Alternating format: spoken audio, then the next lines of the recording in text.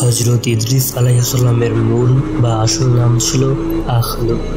তবে তার নাম ইদ্রিস হবার কারণ হলো তিনি দেশের জনসাধারণকে শিক্ষা দীক্ষায় উপযুক্ত রূপে গড়ে তুলেছিলেন। শিক্ষা দেয়াকে দারস বা প্রশিক্ষণ বলা হয়, আর সে দারস শব্দ হতেই ইদ্রিস শব্দের উৎপত্তি হয়েছে।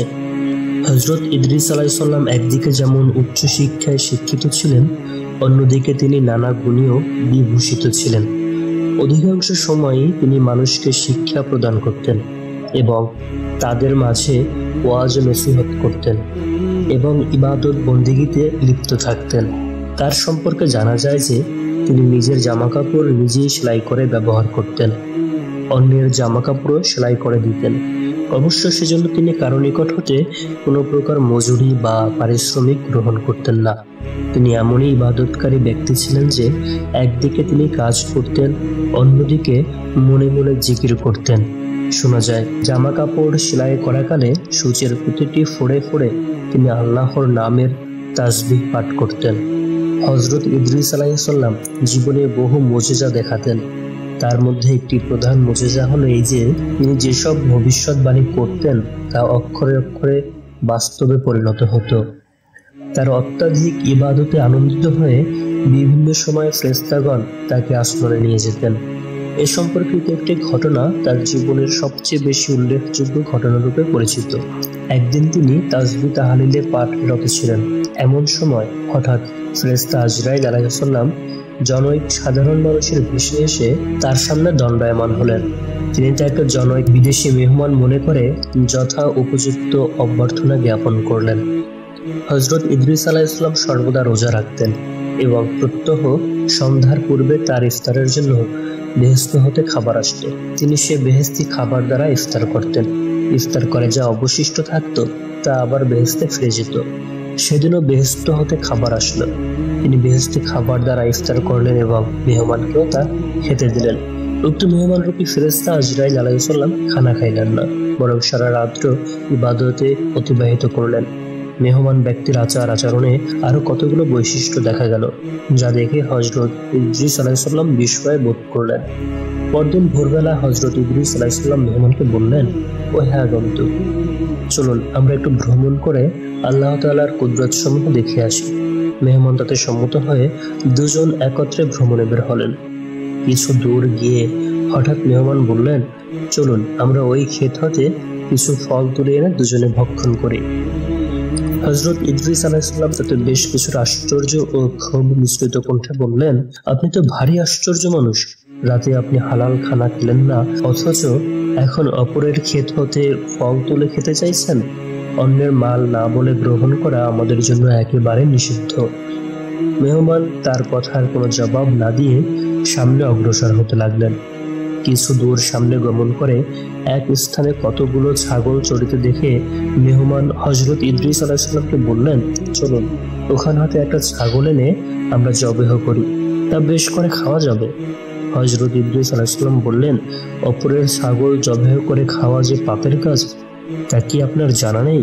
এভাবে আগন্তুক ব্যক্তি 3 দিন পর্যন্ত হযরত ইদ্রিস আলাইহিস সালামের সাথে থাকলেন। তার আচরণ আদি লক্ষ্য করে হযরত ইদ্রিস আলাইহিস সালামের মনে সন্দেহের উদ্রেক হলো যে এ ব্যক্তি নিশ্চয়ই কোনো মানুষ নয়। অতএব তিনি বললেন, আল্লাহর কসম, আপনি আপনার প্রকৃত পরিচয়টা বলুন।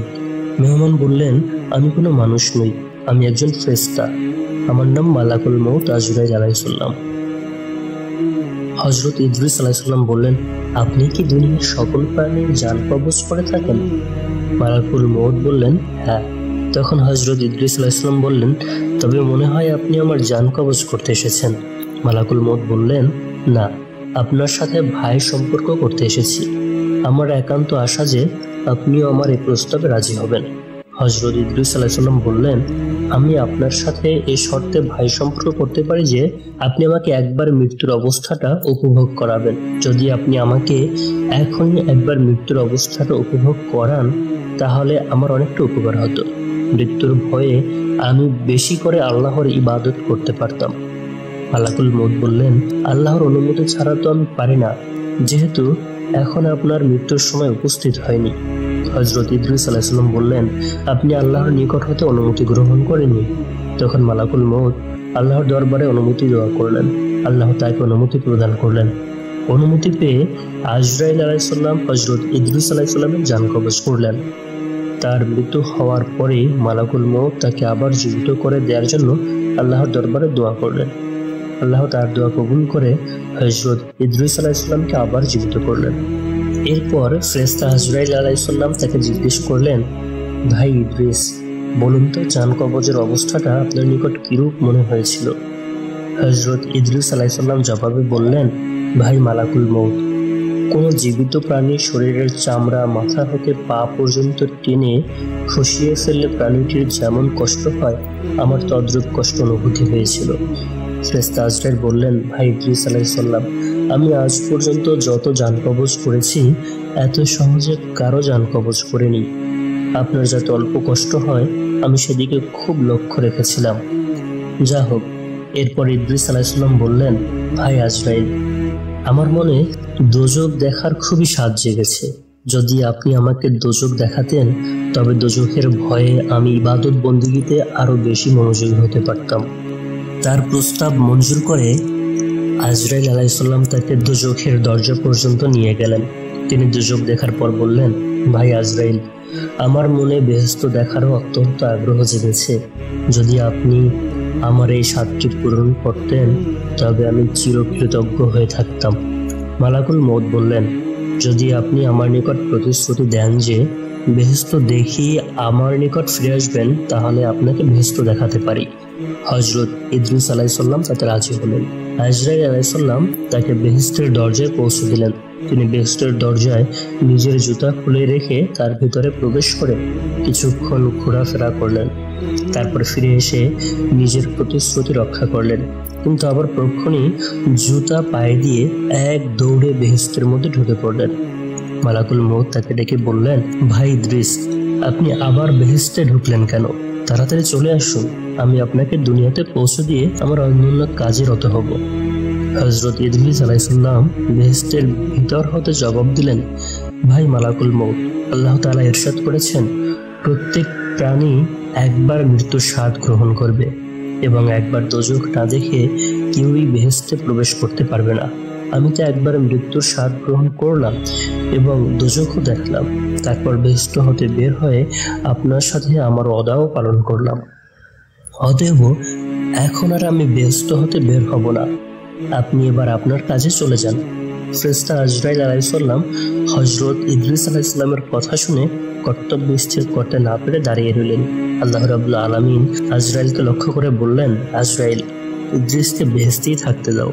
তার অদৃষ্টে আমি রূপ ঘটনায় লিপিবদ্ধ করে লিখেছিলাম। এরপর হযরত ইদ্রিস আলাইহিস সালাম মহা সুখে বসবাস করতে লাগলেন। এদিকে কিন্তু তার পরিবারবর্গ তার বিচ্ছেদে কেঁদে দিন কাটাতে লাগলো। ঠিক তার কিছুদিন পর পাপিষ্ঠ ইবলিস একদিন হযরত ইদ্রিস আলাইহিস সালামের সন্তান সন্ততির কাছে উপস্থিত হয়ে বলল, তোমাদের পিতার জন্য এভাবে দিনরাত ক্রন্দন করে কি লাভ হবে? আমি তোমাদের পিতার জনৈক ভক্ত উম্মত। তার সমস্ত উম্মতের মধ্যে আমি ছিলাম তার সবচেয়ে প্রিয় ও স্নেহের পাত্র। তিনি জীবিত থাকাকালেই তার অবিকল আকৃতির একটি পাথরের মূর্তি তৈরি করে আমার নিকট দিয়ে বলে গেছেন যে আমার বেহেশত গমনের পর তোমরা সকলে আমার এই মূর্তিকে ভক্তি শ্রদ্ধা করবে এবং এর চারদিকে ঘুরে একে তাওয়াফ করবে, অনবরত এর পূজা অর্চনা করবে। তাহলে আমি তোমাদের প্রতি অত্যন্ত সন্তুষ্ট থাকব এবং তোমাদের প্রত্যেকের ভালোর জন্য আল্লাহর দরবারে সুপারিশ করব। পাপিষ্ঠ ইবলিসের ছলনায় হযরত ইদ্রিস আলাইহিস সালামের সন্তানগণ ভুলে গেলেন এবং তারা ওই মূর্তিটিকে একটি পাহাড়ের উপর স্থাপন করে তার পূজা ও তাওয়াফ প্রবৃত্তি করতে শুরু করলেন। ওই মূর্তিটা হুবহু ইদ্রিস আলাইহিস সালামের মতোই ছিল। যে লোক তা দেখত সেই মনে করত যে হযরত ইদ্রিস আলাইহিস সালামই পাহাড়ের উপর উপবিষ্ট আছেন। ইবলিস হযরত ইদ্রিস আলাইহিস সালামের সন্তানদের হাতে মূর্তিটা দিয়েই তার কর্তব্য শেষ করলো না। সে ওই মূর্তি সম্পর্কে যে কথা হযরত ইদ্রিস আলাইহিস সালামের সন্তানদের কাছে বলেছিল সে কথা সারা দেশে ঘুরে ঘুরে প্রচার করতে লাগলো। ফলে দেশের সকলেই এসে হযরত ইদ্রিস আলাইহিস সালামের মূর্তির পূজা করতে আরম্ভ করলো। ক্রমে অবস্থায় দাঁড়ালো যে হযরত ইদ্রিস আলাইহিস সালামের প্রচারিত সত্য ধর্মের রীতিনীতি সম্পূর্ণরূপে বিলুপ্ত হয়ে মূর্তি পূজার ব্যাপক প্রসার লাভ করলো।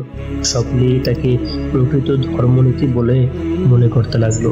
হযরত ইদ্রিস আলাইহিস সালামের উজ্জ্বল বর্ণ, পূর্ণাবায়, অল্পদেশী মস্তক, সুদর্শন ও সুশ্রী ঘন দাড়ি, রং, রূপ ও চেহারার কমনীয়তা, কঠিন বাহু, প্রশস্ত স্কন্ধ, শক্ত হাড়, হালকা পাতলা গঠন, উজ্জ্বল সুরমা রং চক্ষুদয়, কথাবার্তায় গম্ভীর নীরবতা প্রিয়, গম্ভীর ও দৃঢ়চেতা চলাফেরায় নিম্ন দৃষ্টি, চরম পর্যায়ে চিন্তা ও অনুসন্ধানের অভ্যস্ত, ক্রোধের সময় অত্যন্ত ক্রোধ, কথা বলার সময় তর্জনী আঙ্গুল দিয়ে বারবার ইশারা করতে অভ্যস্ত ছিলেন। হযরত ইদ্রিস আলাইহিস সালাম 82 বছর বয়সে ইন্তেকাল করেন।